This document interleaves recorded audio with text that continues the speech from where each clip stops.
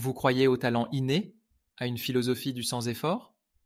Je vous propose alors de découvrir les travaux de Carol Dweck.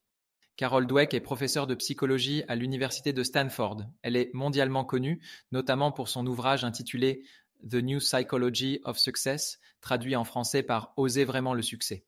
Elle y présente les résultats de ses études et explore comment nos croyances profondes sur l'apprentissage et l'intelligence influencent notre capacité à réussir.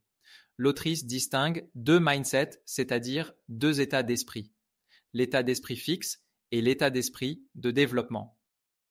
Les personnes qui vivent un état d'esprit fixe croient que leurs capacités et leurs talents sont des traits innés et immuables. Elles pensent que l'intelligence et les compétences sont prédéterminées et ne peuvent pas être significativement modifiées.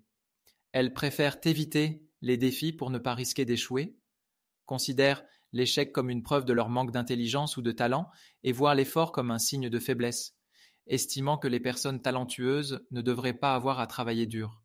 Enfin, elles tendent à ignorer ou rejeter les critiques constructives.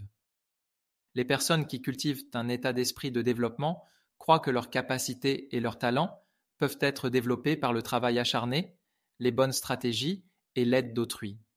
Elles voient les défis comme des opportunités d'apprentissage et de croissance, considèrent l'échec comme une occasion d'apprendre et de s'améliorer, et voient l'effort comme un chemin vers la maîtrise et le succès.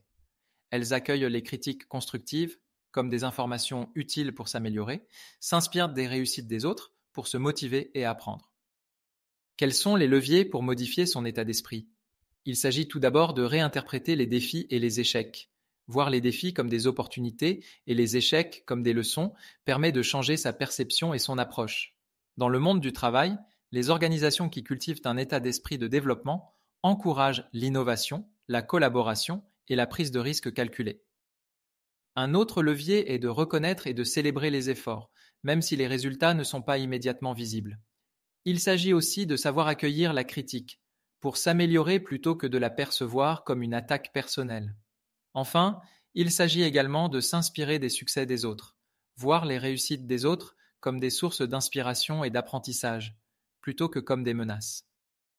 Carol Dweck cite Jim Collins, l'auteur du best-seller Good to Great. Un facteur crucial qui distingue les leaders, ce sont les personnes modestes qui posent constamment des questions et qui ont la capacité de faire face aux réponses les plus brutales, c'est-à-dire de regarder les échecs en face, même les leurs, tout en gardant foi dans leur capacité à finir par réussir. Entre humilité personnelle et volonté professionnelle. Prenez garde à la réussite. Elle peut vous enfoncer dans l'état d'esprit fixe.